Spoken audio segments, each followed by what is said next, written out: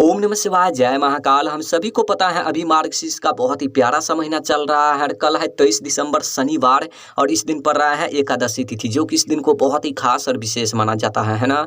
देखिए, यदि आपके घर में धन संपदा की बहुत कमी है, व्यापार में उन्नति नहीं हो रही है, नौकरी नहीं लग रहे हैं, या आपके मन में कोई भी मनोकामना है, कोई भी इच्छा है जो कि काफ़ी दिनों से अधूरी है, पूरी नहीं हो पा रहे हैं, कई सारे आप व्रत कर लिए, कई प्रकार के आप उपाय भी कर लिए, फिर भी मनोकामना परिपूर्ण नहीं हो पा रहे हैं, तो ये वीडियो आपके लिए है। पूज्य गुरुदेव की कथाएं सुनकर बहुत अच्छे से बताऊंगा। बस आपको समी के जड़ में चुपचाप एक चीज डाल देना होगा, आपका जो भी मनोकामना होगी, जो भी इच्छा होगी, पूरी जरूर होगी, है ना। तो चलिए समझते हैं उपाय को कैसे करना है। लेकिन उपाय को बताने से पहले वीडियो को लाइक कर दीजिए। अगर चैनल पर नए हो तो चैनल को सब्सक्राइब जरूर कर लेना। इस पूरे वीडियो में 4 बहुत ही चमत्कारी उपाय के बारे में बात करेंगे, जो कि अलग अलग मनोकामना पूर्ति के लिए होगा। लेकिन हाँ, इस वीडियो में जो चौथे उपाय के बारे में बात करेंगे, बहुत ही अचूक उपाय है। वीडियो को पूरा देखना है और एक एक उपाय को समझ करके आपको उपाय करना है, ठीक। तो चलिए पहले वाले उपाय की बात कर लेते हैं। सबसे पहले अब बोलोगे इस उपाय को करने से क्या फायदा, क्या बेनिफिट होगा। देखिए, यदि आपके घर में धन संपदा की बहुत कमी है, व्यापार में उन्नति नहीं हो रही है, नौकरी नहीं लग रही है, घर में माता लक्ष्मी की वास नहीं है, माता लक्ष्मी आपसे रूठी हुई है, घर में सुख शांति नहीं है, तो इस उपाय को जरूर करना, ठीक। ध्यान से समझना। देखिए, इस उपाय को करने के लिए मात्र आपको 5 चावल के दाने गिन करके ले लेना है। ले लिया, और जो आप चावल के दाने लेंगे खंडित नहीं होना चाहिए, इस बात को ध्यान रखना। उसके बाद आपको लेना है एक छोटा सा कटोरी, और उन कटोरी में आपको 1 चम्मच या 2 चम्मच कच्चा दूध आपको ले लेना है। और उसके बाद आपको लेना है एक सफ़ेद फूल। देखिए, आपको केतकी का फूल नहीं लेना है, बाकी आप कोई सा सफ़ेद फूल ले सकते हैं, सिर्फ केतकी का फूल छोड़ करके, ठीक। उसके बाद आपको लेना है एक स्टील का लोटा, और उन स्टील के लोटे में अपने घर से जल भरना, और उन जल में आपको क्या करना है, जो आप 1 चम्मच या 2 चम्मच कच्चा दूध लिए हैं कटोरी में, उन दूध को मिलाना उन जल में, और जो आप 5 चावल के दाने लिए हैं उन 5 चावल को भी मिलाना है, और जो आप एक सफ़ेद फूल लिए हैं उन सफ़ेद फूल को भी मिलाना है। उसके बाद आपको लेना है एक दीपक, मिट्टी का दिया नहीं तो आटे का दिया, यानी कि दीपक को अच्छी तरीके से आपको तैयारी कर लेना है। अब इन सभी सामग्री को लेकर आपको पहुंचना है कहाँ पर, समी पौधे के पास, आसपास जहाँ भी हो आपको वहाँ जाना है। देखिए, हम सभी को पता है कल है 23 दिसंबर एकादशी तिथि, बहुत ही शुभ दिन है। इस दिन तो इस उपाय को करना ही करना है, चूक मत जाना इस उपाय को करने से। देखिए, समी पौधे के पास जाने के बाद सबसे पहले आपको जो आप दीपक लेकर गए हैं उन दीपक को प्रज्वलित करना है। किस नाम से दीपक को प्रज्वलित करना है, कुंदकेश्वर महादेव, इस मंत्र का लगातार आपको जाप करनी है, और जाप करते ही उन दीपक को प्रज्वलित करना है। उसके बाद उन दीपक से आपको आरती करनी है, अपनी मनोकामना कहते हुए, अपनी इच्छा कहते हुए, जो भी आपके मन में मनोकामना है आपको कहनी है, प्रार्थना करनी है। उसके बाद आरती कर लेने के बाद उन दीपक को समी पौधे के जड़ में रखनी है, और जो लोटे में कच्चा दूध, चावल और एक सफ़ेद फूल मिलाए हैं, जो जल में, जो लोटे में आप लेकर आए हैं, उन लोटे को अपने हाथ में लेना है, समी पौधे के जड़ में खड़े होनी है, और जो भी मनोकामना है आपके मन में आपको कहनी है, मन में ध्यान करनी है कि धन की समस्या दूर हो, व्यापार में उन्नति हो, नौकरी में उन्नति हो,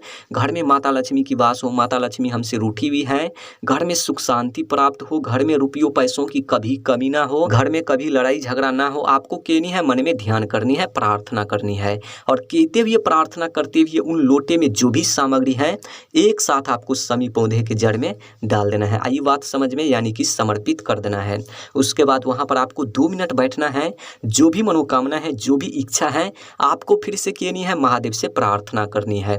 बस आपको इतना सा ही उपाय करना है। यकीन मानिए, इस उपाय को यदि आप कर लेते हैं शनिवार के दिन एकादशी तिथि पर, तो जो भी मनोकामना होगी परिपूर्ण होगी, साथ ही धन की समस्या हमेशा हमेशा के लिए खत्म होगी।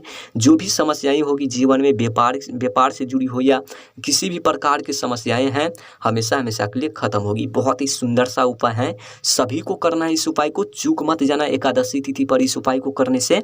चलिए अब बात कर लेते हैं दूसरी उपाय के बारे में। अब बोलोगे इस उपाय को करने से क्या फायदा, क्या बेनिफिट होगा। देखिए, यदि आपके घर में कोई भी व्यक्ति बीमार रहते हैं या आप रहते हैं, बीमारी पीछा ही नहीं छोड़ रहा है, बहुत दवा खाने के बाद, बहुत मेडिसिन खाने के बाद, तो इस उपाय को एक बार जरूर करना। देखिए, इस उपाय को करने के लिए मात्र आपको एक बेलपत्र लेना है। जो आप बेलपत्र लेंगे खंडित नहीं होना चाहिए, इस बात को ध्यान रखना।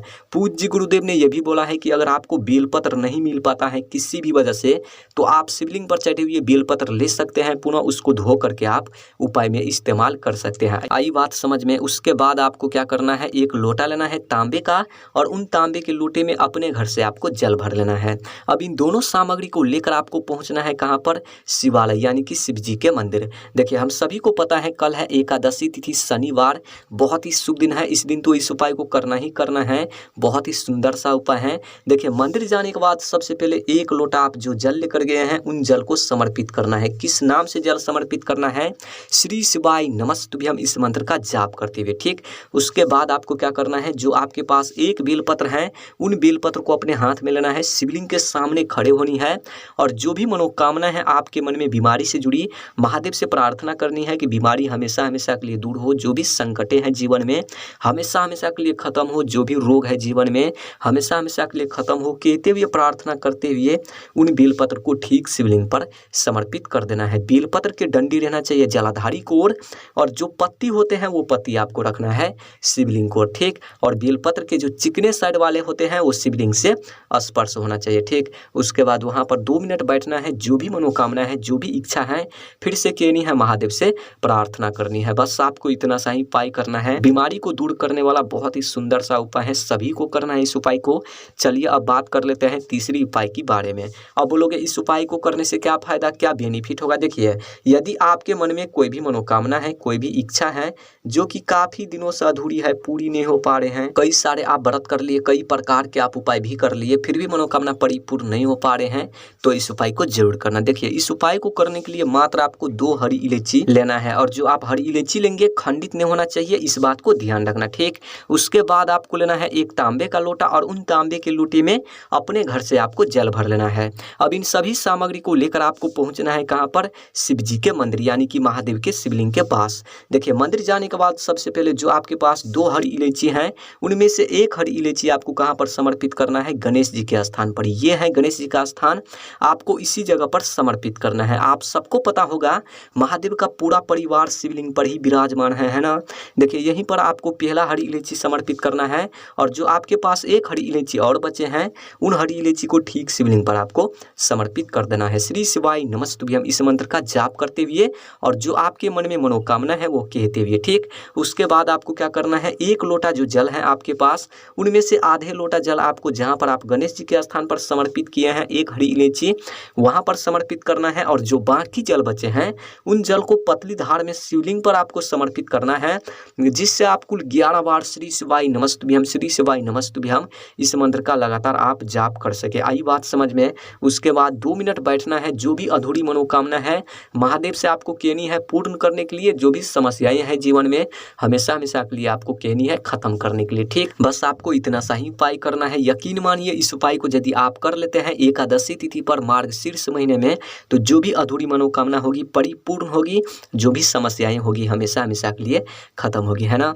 चलिए अब बात कर लेते हैं चौथे उपाय के बारे में। अब बोलोगे इस उपाय को करने से क्या फायदा, क्या बेनिफिट होगा। देखिए यदि आपके घर में धन संपदा की बहुत कमी है, व्यापार में उन्नति नहीं हो रही है, नौकरी नहीं लग रहे हैं, घर में माता लक्ष्मी की वास नहीं है, माता लक्ष्मी आपसे रूठी हुई है, घर में सुख शांति नहीं है, घर में हमेशा लड़ाई झगड़ा होते रहते हैं, एक दूसरे में नहीं बनते हैं, भाई बहन में नहीं बनते हैं, पति पत्नी में नहीं बनते हैं, घर में सुख शांति नहीं है, घर में रुपयों पैसों की बहुत कमी है, जो भी आप कार्य कर रहे हैं कार्य में सफलता प्राप्त नहीं मिल रहा है, तो इस उपाय को जरूर करना। देखिए इस उपाय को करने के लिए मात्र आपको 1 चम्मच या 2 चम्मच छोटा सा कटोरी लेना और उन कटोरी में शहद आपको ले लेना है, ले लिया। उसके बाद आपको लेना है एक बेलपत्र और जो आप बेलपत्र लेंगे खंडित नहीं होना चाहिए, इस बात को ध्यान रखना। उसके बाद आपको लेना है एक तांबे का लोटा और उन तांबे के लोटे में अपने घर से आपको जल भर लेना है। अब इन तीनों सामग्री को लेकर आपको पहुंचना है कहाँ पर, शिवालय यानी कि शिव जी के मंदिर। मार्गशीर्ष महीना चल रहा है और कल है एकादशी तिथि शनिवार, बहुत ही शुभ दिन है।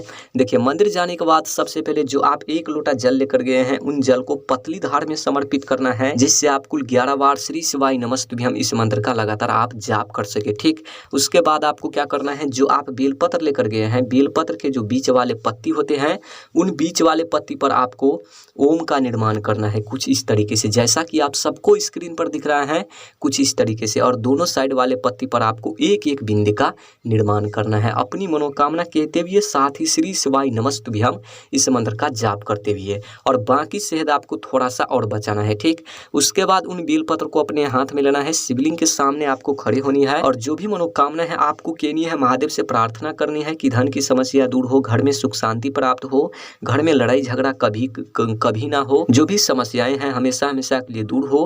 कहते हुए प्रार्थना करते हुए उन बेलपत्र को ठीक शिवलिंग पर समर्पित कर देना है। ठीक, उसके बाद आपको क्या करना है, जो आप थोड़ा सा शहद बचाए हैं उन शहद से आपको 7 बिंदी का निर्माण करना है। कुछ इस तरीके से, जैसा कि आप सबको स्क्रीन पर दिख रहा है, कुछ इस तरीके से आपको 7 बिंदी का निर्माण करना है। यानी कि शिवलिंग से लेकर जलाधारी के अंत तक में आपको 7 बिंदी का निर्माण करना है। प्रत्येक बिंदी का निर्माण करते समय श्री शिवाय नमस्तुभ्यम इस मंत्र का लगातार आपको जाप करनी है। बस आपको इतना सा ही उपाय करना है। बहुत ही सुंदर सा उपाय है। इस उपाय को यदि आप कर लेते हैं तो धन की समस्या दूर होगी, व्यापार अच्छे से चलने लगेगी, घर में सुख शांति प्राप्त होगी, घर में कभी भी लड़ाई झगड़ा नहीं होगी। बहुत ही सुंदर सा उपाय है। अगर वीडियो अच्छी लगी हो तो वीडियो को लाइक कर देना, चैनल पर नए हो चैनल को सब्सक्राइब जरूर कर देना। ओम नमः शिवाय, जय महाकाल, हर हर महादेव।